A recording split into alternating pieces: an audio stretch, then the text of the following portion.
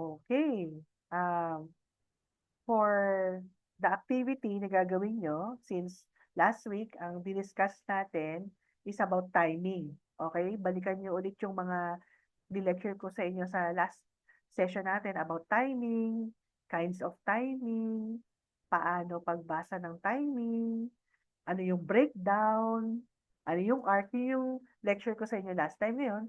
Madaling sabihin kasi yun eh. Madali siyang pakinggan sa akin. Okay? Madaling pakinggan sa teacher nyo, no? Your lecturer. Pero ibang klase kapag ginagawa mo na siya. So, eto ngayon yung gagawin yung activity. So, sana meron na kayong mga light box o kaya light pad, ah, at saka meron na kayong animation paper na magamit. Ngayon yung mga walang light box, gumamit muna kayo ng do-it-yourself light box na any glass na clear, rechargeable lamp, ano nyo lang para lang mailawan yung yung glass or ano ba bang pwedeng gamitin? Tokador na pwede nyo lagyan ng rechargeable lamp. Wala namang kaso yon. So kung wala rin kayong peg bar, tinuruan ko na rin kayo paano gamitin. Kung walang peg bar is yung crosshairs. Kaya itong ginawa ni Sir Romel na example na to, kasi walang butas tong walang butas yung papel niya dito, kaya nilagyan niya ng crosshair. Okay, lagyan niya ng crosshair. Ngayon, sa mga walang peg bar, no, ngayon, yung mga may peg bar, lahat kayo, ida-download nyo to at ipiprint out nyo, di ba? Lahat kayo, kayo mga teachers, i-download nyo to at i-print nyo yung dalawang piraso na to. So, ito yung isang piraso, dalawang key drawings to eh. Yung ginawa ni Romel, yan. Okay? So, i-download nyo. Tapos, siguraduhin nyo lang na pag pinirint nyo, okay, nag-print kayo, at sinilip nyo sa lightbox nyo, magkatapat yung mga crosses. Sa mga walang peg bar, magkatapat yung crosshair na yon. Okay? Parate. Kayo namang may mga peg bar, okay, at may animation paper kayo. Siyempre, may peg bar kayo, may animation paper sana kayo na pwedeng i-swak yung, yung ginagawa ko dito, yung ginagawa ko, yung animation paper ilalagay, na empty na malinis na animation paper, ilalagay ko doon sa, sa peg bar. Okay, ipapwesto ko. Parang katulad ng isang drawing dito. Okay, mamaya na. Tapos yung pinrint out ko na na ito piprint out ko to. Okay, ite-tape ko. Depende sa inyo kung ipiprint out nyo ito as a whole or katulad kanina na gusto portion by portion, gusto nyo kamay lang, i-print out nyo ng malaki or ipaserox nyo na lang. Malaki, lagay nyo sa gitna. Kayo na po bahala kasi ano to apat na iba-ibang ano to apat na objects na pwede yung hiwa-hiwalayin na paper. So, dito sa kamay, kung siya lang ang kukunin nyo, H1 to H5, 5 animation paper ang magagamit nyo dito pag na-clean up in between nyo na. Okay? Itong can, C1 up to C4, so 4 na animation paper ang total nito pag na-clean up in between nyo na. Itong face, so, ano ba yun? D? Binago mo ba si Romel? Naging D na? D. Si Romel na Yes conscious. po. Si Romel na conscious. Ginawa niyang D1. So, ganito po And then D4. Kasi 4 na ano lang to, na animation paper. From D1 to D4. Then P1 to P5. So, yung P1, nakatayo yung pen. D5, P5, nakababa na yung pen. So, 5 animation paper to na iba lang yung timing niya. So, yan ang makukonsume nyo dito pag naklinap in between na. So, nasa sa inyo, kung gusto nyo isang ganyan, pag, kunyari, gusto nyo magtipid ng papel, kasi mahal yung animation paper. Magtipid ng papel, ito as is to, ganyan siya, ganyan ang ano niya, ganyan ang itsura niya. Okay? Pero pag nag-clean up in between kayo, pag hindi nyo pinag-separate kunyari ito na. Pag nag-clean up in between, isa-isa lang ang tingin. So, kung H1 to H5 ang gagawin nyo, yan lang ang in between nyo. So, kukuha kayo ng mga animation paper hanggang sa magawa nyo yung H1 to H5. Okay? Huwag nyo kakalimutan mag-label Isa sa mga important na dapat nyong gawin, kada in between nyo, kunyari ito H1 to H5, no? Pag ginawa nyo yung H2, automatic lagyan niyo na agad ng number H2. Ano ang annotation ko? Nawala yung parang lapis dito sa Zoom. Hindi ko makita. So, lagyan niyo ng H2 agad yung papel niyo para hindi kung saan-saan napunta yung drawing niyo. So, pag inibito niyo yung 3, lagyan niyo na agad ng label na H3 para may label parati, hindi naliligaw yung drawing niyo. So, kamay lang yon. Okay, may H1 to H5 na kayo na clean up in between. O, next. Di ba, sabi ko, isang papel lang. Next, na titignan niyo yung can naman, yung can. So, hanapin niyo yung C1. Huwag niyo nang tignan yung ibang drawing. Huwag niyo na rin tignan yung H1 to H5. Yung can naman. So, C1 to C4 naman siya. So, C1 to C4. So, eto yung trick dyan, ha. C1 to, remember yung unang nagawa nyo, H1 to H5, 5 drawings yun. So, 5 animation paper ang na-consume nyo. Pagdating sa C1 and C4, 4 na animation paper lang ang makukonsume nyo dito. Pero, iba yung timing ng C1 to C4. So, yan lang ang titignan nyo. Walag na kayong titingin sa iba. So, ang gagawin ko dito, para makatipid, so C1, C4, ano ko yung in-betweens, di ba? Yung i-equal spacing ko. Okay, ang gagawin ko, kukunin, medyo komplikado, hindi ko alam kung tuturo ko sa inyo ito. Ang gagawin ko, para makatipid ako, same paper na ginamit ko sa H1 to H5, ang gagawin ko yung nilabel ko na H2 at saka H3, yun ang gagamitin kong papel for C2 and C3. Same paper din. Pero, sa timing ng C1 to C4 ang gagawin ko. Wala akong pakialam doon sa yung number lang ng H2 and H3 lang kailangan ko para lang parehong yung in-between ko, C2 and C3 din ang ilalagay ko dito sa side na to. Nakukuha niyo ba yung sinasabi ko? Para lang makatipid kayo ng papel kung type niyo yung Yes po. suggestion ko. Na-gets po. O, di ba? O, next. Dito naman tayo. So, natapos mo na to, di ba? So, ang itsura ngayon ng papel nyo, may H1 to H5 kayo dito na drawing. Tapos sa tabi nitong same paper, meron kayong C1 to C4. Nakukuha nyo? Pag natapos nyo na to H1, meron din sa tabi nung same paper na ginamit nyo sa H1 to H5, may katabi siyang drawing doon. Yun naman, C1 to C4 naman, hanggang 4 lang siya. Wala kayong makikitang 4 doon sa drawing ng H5, ha? Dapat nakatapat din siya doon sa 4. Ng ano. Parang ganoon. Anyway, dito sa D1 to D4, huwag nyo nang titignan yung kamay at lata. Dito lang kayo nakatingin. So again, in between nyo naman. So para makuha nyo yung D3, kukunin nyo yung H3. Okay? Doon nyo ilagay yung D3 nyo, yung according to the timing. Yun ang pinakagitna nyo. Kasi pag sinekan to ng assessor nyo or ni Sir Romel, kung ano yung nakikita niyang timing, yun lang ang titignan niya. Ito, kung ano lang titignan, ito check siya ng kamay, yung kamay lang at yung timing lang ng kamay niya ang titignan niya para ma-checkan niya. Hindi niya titignan yung ibang drawing na kasama ng papel na yon. Kuha niyo? Kuha niyo ba? Yung ibig kong sabihin? Yes po, ma'am. Noted po. O, yun. Ewan ko yung ibang teachers, kamusta? Naintindihan ba natin yung instruction? So, depende sa inyo. Kung nalilito kayo dun sa suggestion ko na same paper, ano lang, paghiwalayin nyo na yan. So, meron kayong H1 to H5, yun lang ang nandun sa papel. Meron kayong C1 to C4 na another, separate siya. Siya lang nandoon. So, meron din kayong D1 to D4, separate na papel ulit siya. Siya lang ang nandun, wala siyang kasamang ibang drawing. And then P1 to P5, siya lang ang nandun. So, may hawak kayo na dalawang key drawing, H1 to H5, dalawang key drawing na nandun yung C1 to C4, dalawang key drawing nandun yung D1 to D4, at dalawang key drawing nandun yung P1 to P5. So may 4 na sets kayo na iba-ibang drawing na nandun. Kamay, may set ng can, may set ng face, at may set ng pen. Okay? Kuha?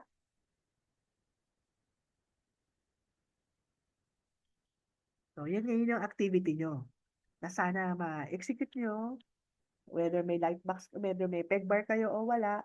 Sa mga walang peg bar, yung kailangan nyo ng bull clips.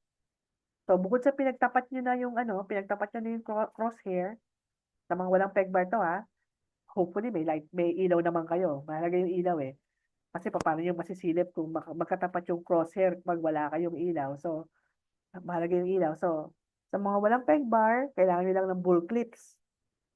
Okay, so pagtapatin nyo sa ilang yung crosshair, lagyan nyo ng bull clip sa ibabaw or sa ilalim. Bahala kayo kung gusto. Basta naka-steady yung papel, hindi gagalaw.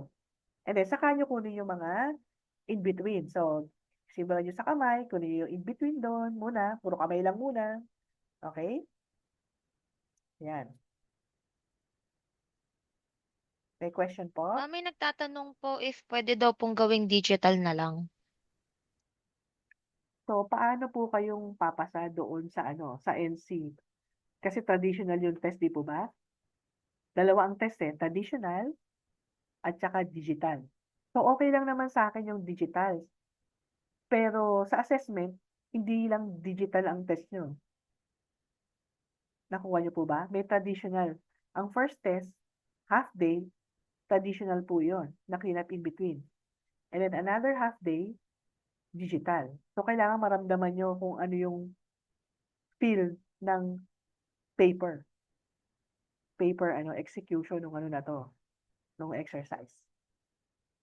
Okay ako, pero kung wala po na kayong, naghahanap pa lang kayo ng mga peg bar or materials, pero yung digital, okay lang po yun. Pero nga lang po, iba yung digital output sa traditional Philippine IB output. Ngayon, paano yung ipapasa to? Sir Romel, di sa papel sila Yes po. nag-drawing, di ba? Nag-drawing sila sa papel. Anong gagawin nila? I-scan nila? Pipicture nila? Anong gagawin nila, sir? Pwede po digital na lang kasi training pa lang naman to eh. Kumbaga exercises lang naman. No, Hindi pa pero kan. tuturo din nila to sa estudyante nila na mag-exit na traditional, sir eh. Opo. Pero sa mga estudyante po nila, ituro na nila yung traditional way. Dito eh para makita lang natin na maintindihan nila yung bawat timing. Sige. So, sabi ni Sir Romel, payag daw siya ng digital. Kaya lang, ang fear ko kasi baka hindi nila, ah, anyway, Kasi mas kayo po, mga teachers, kung gusto niyo ng digital, okay. Kaya lang, yung ibang teachers, anong gagawin niyo po? Sir Eman? Ang concern ko po kasi actually is yung sa submission. Mm, Paano ba siya isasubmit? Like, isa-isang i-scan yung kung traditional, mm, isa-isa ba siyang i-scan tapos isasubmit siya into a folder? mm. Or kailangan ba parang to test na nakikitang gumagalaw na siya, i-animate na din ba siya? If so, Ah, magsasubmit na lang ba ng video na piniflip yung paper or i-animate na lang siya using a digital application? mas Yan. maganda po kung per paper na lang para maitama ko lahat ng crosshair na to. Kung tama yung pagkaka-in-between. Kasi kapag yung parang MP4 or yung animation na ipapasa nyo, hindi ko ma-check kung tama yung pagkakagitna ng mga in-betweens. yun ang So boring. mas maganda kan ah, I-scan nila or isa-isa. pwede bang picturean or scan talaga, Sir Romel? Baka pwedeng kung Scan po kasi kapag picture, hindi tatama ng kanyan eh. size no? Yung sizes nung no? Opo. Kasi naka-perspective yung iba eh. Di Mm. ba? Kapag picture lang. Eh Oo. kung steady naman siguro yung picture na naka-top view, Mm. pwede naman po siguro yon. Sige. Kayo po, Hmm. si Sir Eman, nagtaas ng kamay. Bakit po, Sir Eman? Anong question? Hindi, yun rin po yung concern ko kasi kung pipicturan, magiging inconsistent kasi yung sizing ng per Hmm. page. Unlike kapag scan siya, Mas totally maganda. pare-pareho ng pare-pareho ng Task. angle kung paano Oo. makikita yung mismong drawing. Kasi Yun lang po. yung sitwasyon kasi natin ngayon, nasa online kasi tayo, di ba? So, yung submission ng online, natin, activity, yun ang pinaka, pa natin ma-achieve yun. So, tatagain lang ni Romel yan. Kapag ma-scan nyo yan, yung 5 pieces of drawing na yan, ma-scan nyo ng tamang sa isang pwesto lang, tatagain ni Sir Romel yan, i-import niya yan sa, sa software namin para doon niya ma-checkan. Isa-isa yun, according to the timing na nakalagay dyan. Tatagain niya yan. Na-checkan niya yan. Tapos nabigay siya ng correction sa inyo. Doon naman po sa mga software na hindi ko alam, i-scan nyo na lang po. Kasi yung ibang software na ginagamit nyo, hindi ko po alam eh. So, ano si ma'am? Si ma'am na nagtanong kanina, Madam, ano bang software ang gagamitin mo for digital? Kung sakaling digital ang gagamitin mo. Hindi po ako yung nagtanong, nakita ko lang po sa chat. Si Ma'am Okay. Kyra po yung nagtanong. Kyra, anong gagamitin mong software? Ayun, pwede animate. Oh, meron kaming Adobe Animate sa opisina. Sa walang problema ang Adobe Animate. Pero kung IBIS Paint, mga gano'n, wala kaming gano'n. Opo, wala po tayo nun. Oo. Saka hindi po rin natin alam kung paano gamitin. Oo. So, i-scan na lang po or picture ng steady na naka-top view. Oo. Pwede naman po. Okay po ba? Problema ba kayo? Anong mga concerns nyo? Anong Ako problema? ma'am, okay na ako. Okay ka na? Yung iba po, ibang teachers. Alam ko matrabaho, pero I mean, kailangan makita natin kung ano talaga nangyayari dito eh. Para effective din yung maituro sa inyong magiging mga ano. Alam na alam niyo na yung gagawin. Kung either magpapa-assess kayo at paano niyo siya ituturo sa inyong mga estudyante. Ngayon si Romel, ang assignment niya sa akin is gumawa ng movie nung papaano nag-clean up in between. Okay? Para rin meron kayong something to look at. Hanapin yung video sa YouTube about clean up in between para may additional din kayong reference. Okay? Ayan. So, yan ang activity nyo muna. So, wala kasi akong dalang pen tablet dito.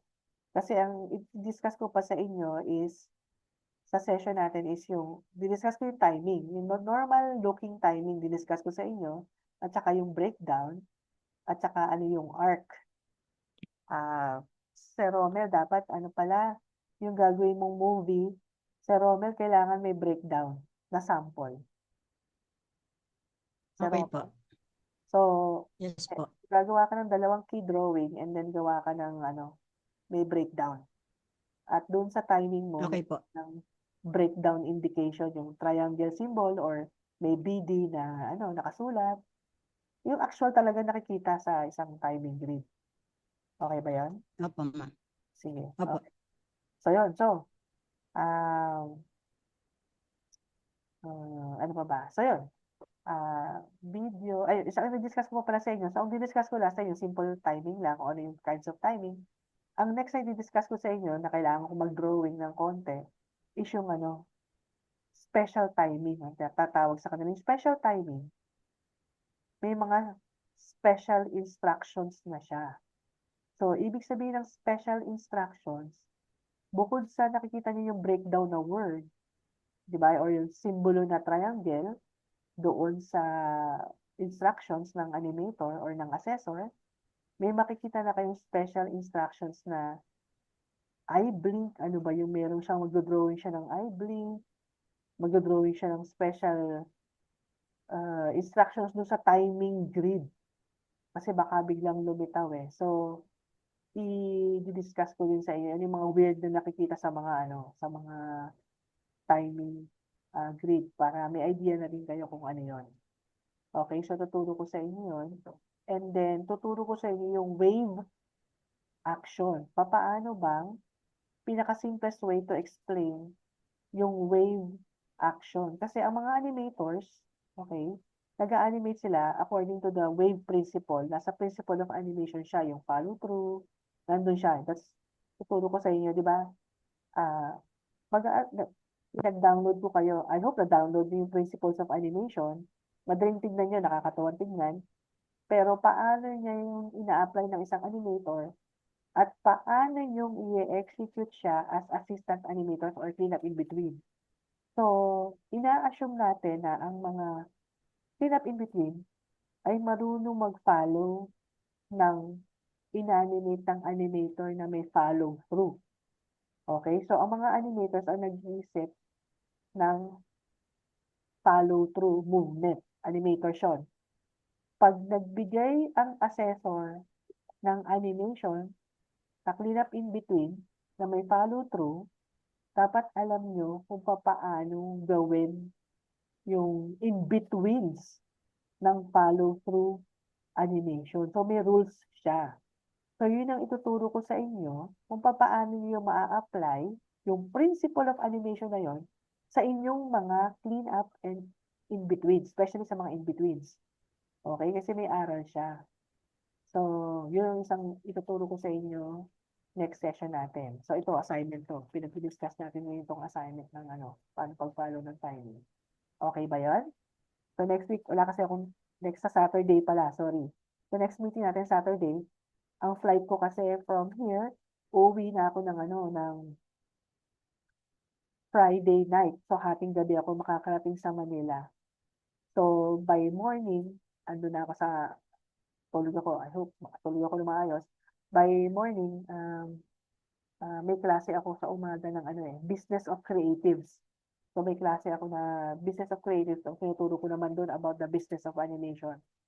And then kayo, sa alas 5 ang class ko sa inyo, di ba? So makakapag-prepare pa ako ng lecture ko sa inyo. Okay ba? Okay ba sa inyo? Okay po, ma'am. Okay, yes. Wala ng question, kailangan na nating mag-alas 8 na. So i-review natin yung mga videos. Okay? Naka-upload na to sa Google Drive. Itong ginawa ni Sir Romel. Na-upload na siya. So, kukunin nyo na lang doon sa Google Drive nyo. Ayusin ko na lang i-rename ko na lang. Ayusin ko to. At tapos, meron akong dinagdag dito sa Google Drive nyo. So, sa activity sheet nyo. Kung papansin nyo, yung mga bagong estudyante ko dito, okay, sa activity sheet nyo, dito nyo i-upload yung mga tinapos nyong activities. Actually, pag tinapos nyo to, meron na kayong material para sa pagtuturo nyo. Totoo lang. So, kaya ko kayo sa mga bagong estudyante ko dito, ilalagay ko na yung pangalan mo dito, Emmanuel. Emmanuel, saka ba? Yes po, ma'am. Lalagay ko na yung pangalan mo dito. So, isa ka na sa mga magpapasa dito. Okay, so, Okay po.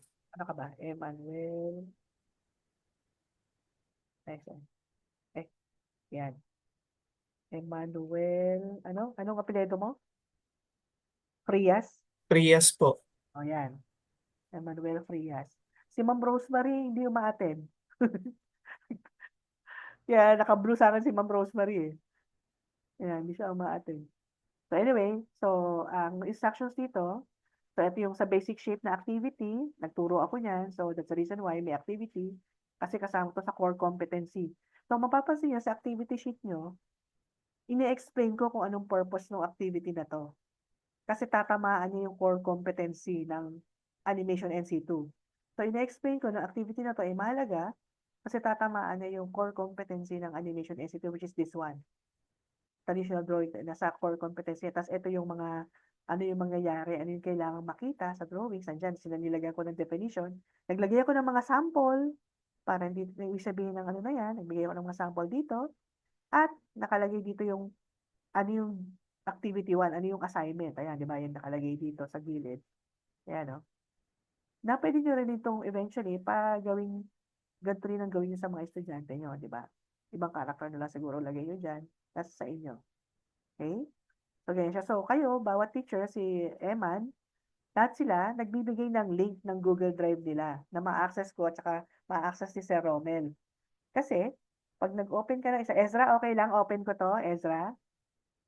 Ezra, nandiyan ka ba? Hello? Okay po, ma'am. Okay, kasi, Nakakahiya nga lang. okay lang, walang right or wrong dito, mahalaga naiintindihan niyo yung Kapag in-open ko itong Google Drive ni Ezra, so nandito yung niya, assignment niya, di ba? Checkan to ni Sir Romel. Ngayon si Sir Romel, may corrections ka na ba dito? Wala pa. Sir Romel?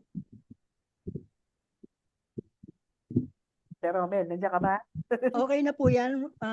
Yung sabi ko doon sa GC, lahat ng mga ginawa nilang mga construction, pwede na silang gumawa ng poses. Yun, okay. So, Lagyan mo naman, sir, ng Nakagawa na ako, sir. Ah, Sir, Nakagawa na po ako Sir ng Romel, post. para malaman mo na checkan mo, Okay pwede po. bang lagyan mo na symbolism to na pirma o ano? Sir Romel. okay, okay po. O kaya approve o something na symbolism o checkan mo. So, Sir Romel, pa nag-correct. Para Sir Romel, i-upload mo din yung correction. Sir Romel. Sir Romel. Yes po. Paano ka mag-correct? I-upload mo rin yung correction mo para alam ng mga teachers kung ano bang, di ba? Paano mag-correct. Opo, meron akong ano ko ba linagay yun? So, yun lang para at least meron silang ano. Nasa reference materials. Huwag mo dun lagay, sir, doon sa loob ng Google Drive nila. Kung si kay Ezra yung chinekan Sa loob. oo, kaya kay Ezra yung chinekan mo, yung correction, lagay mo sa loob ng ano, yung kung ano yung sa karakter niya. Para meron siyang guide. Okay. Okay? So, yeah. So, Sir Eman, ikaw, Okay po. actually, Sir Eman, maglalagay ka dito ng sarili mong ano, Google link, Sir Eman. Noted po.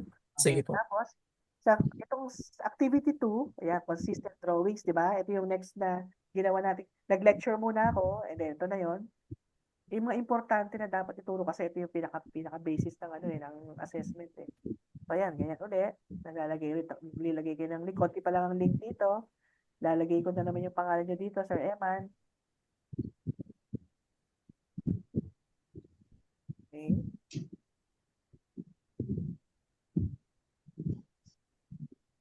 Manuel.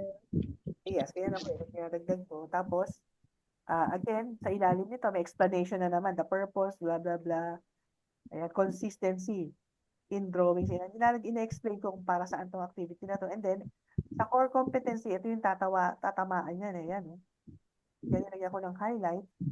Tapos, nandito yung activity niyan, yung pinagawa ko sa inyo. So, yung activity niya, yan, yung pinagawa ko sa inyo ngayon, na yung gagawa na kayo ng post, pero dapat consistent pa rin yung consistency is the key eh. Dapat pareho pa rin yung proportion, pareho pa rin yung Recording in progress.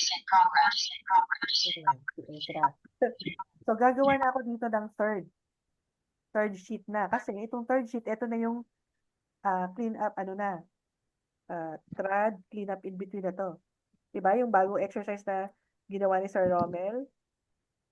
So, ang shortcut ng clean up in between, CUIB. Okay? Ito. Kita nyo sa ilalim. So, ang shortcut ng clean up in between, CUIB yan. So, yung trad clean up, ito yung didiscuss ko sa inyong apat na merong kamay, may can, may pen, at saka may mukha. Ito na yung activity na yon. So, gagawa na ako ng ganito. So, gagawa na ako ng ganyan. So, hindi pala siya. Timing pala to. Timing ang diniscuss ko sa inyo. So, ang activity na to, timing. Hindi pala timing. Timing with clean up in between. Kaya ko ng identity. Yan. Yan. Okay, so magagawa na naman ako dito ng ano nyo. So at least meron na kayong guide. Kung sakaling magtuturo kayo ng animation NC2, kung ano man tong procedure ko, pwede yung gayahin yung process ko, or at least may idea na kayo sa tamang way ng pagtuturo sa future students nyo. Okay ba? Ngayon,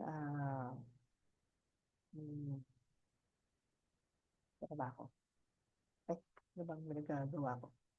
Ayan. So, sa mga bagong students din, ito sa yung kung nakita mo na yung Google Drive natin, naglagay ako dito ng mga reference material. So, tingnan mo na lang, i-check mo na lang. Ito pala yung ginawa mo sa Romel. Ito ba yung ginawa mo sa Romel corrections? Okay. O, ipasok mo na lang, sir. Ipasok mo doon sa loob ng folder nila, Sir Romel. Okay. Ano pa?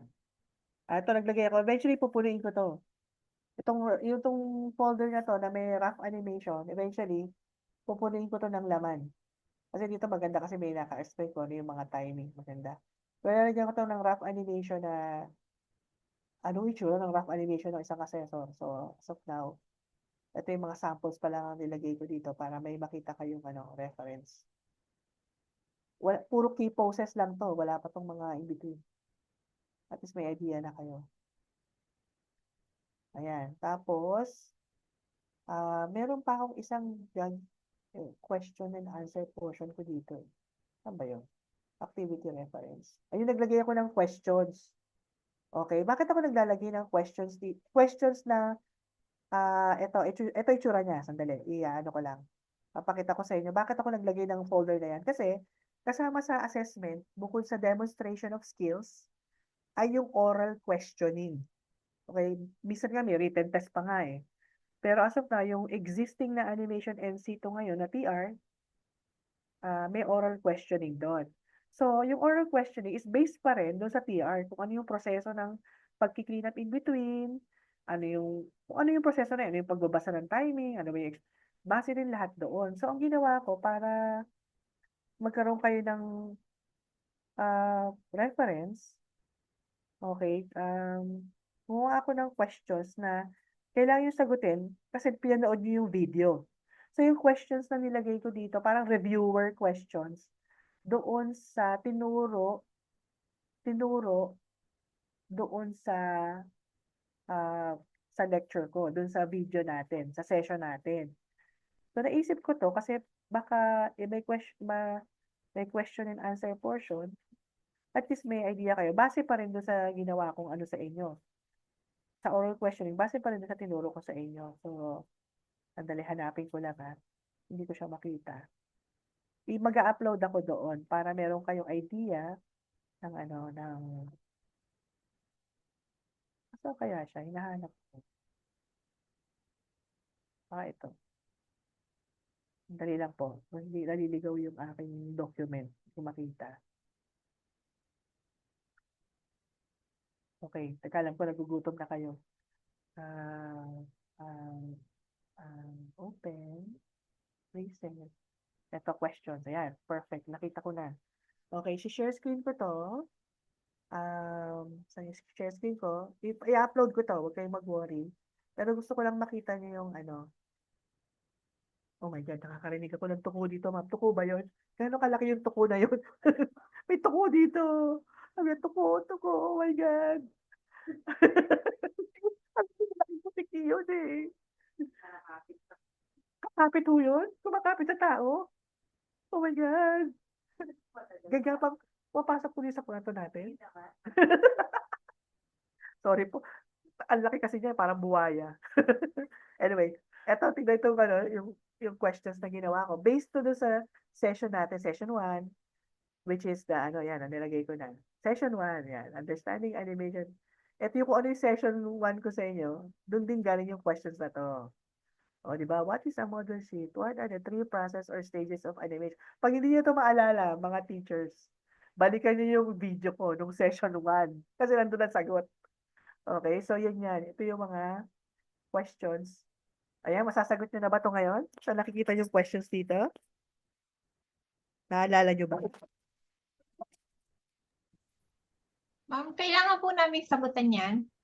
Oo. Alam nyo kung bakit? I-attempt nyo, ma'am. Para lang maalala nyo. Kung hindi nyo maalala, babalikan nyo yung video ko. Di ba may session 1 tayo? Balikan nyo yun. I-upload po namin yung sagot. Oo, kayo po, kasagutan nyo on your own. Pero ito yung mga questions, di ba? Kasi, the reason why nilagay ko ito, naalala ko, ba, may Q&A nga pala, may oral questioning pala sa assessment. So, at least, maramdaman nyo na yung baka itanong to eh. At least, may idea kayo. May rin sa mga estudyante nyo. Di ba? Yun ang naisip ko dito. Okay po ba to sa inyo? Yes, ma'am. Yes, ma'am. Okay po. Yan. So, yan. Gagawin ko yan. Sa session 2, gagawa din ako ng questionnaire para doon. Yun, parang session na rin. Retention na rin sa inyong mind. Kung ano yung may Q&A kasi after ng demonstration. I think 10 questions yata yung tatanong yung attendant. Basta rin sa PR. Ano ba yung period in between? Hindi pwede mag-invent yung attendant ng anong questions yun. So, yun. At least meron na kayong idea. Masagot niyo yan. Madali na yan. Madali na yan. At least makiremember nyo na. Okay? Ayan. So, i-upload ko to. Okay, magaling. O, yun na po. So, 8 o'clock na. Kung may additional questions po ba tayo bago tayo mag-end ng ating session? May questions na pa kayo? Sorry, hindi ko nakikita yung chat. Wala na po, ma'am. Okay na po. Okay na, yay. Si Sir Emmanuel, yung bago. Sir Emmanuel, Yes po. makakasunod ka ba, Sir Emmanuel? Panoorin mo na yung mga videos. Yes, yun nga po ang gagawin ko tonight.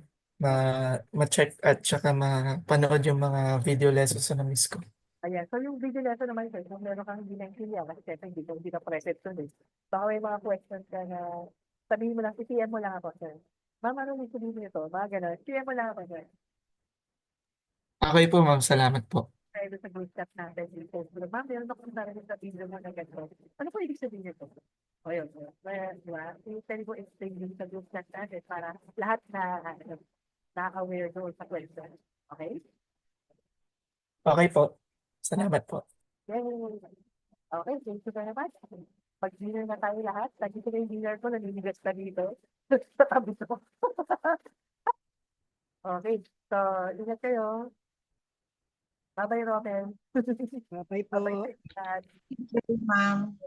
Yung mga, Babush! ha? Babush, Bye po. babush! Babus, bye-bye.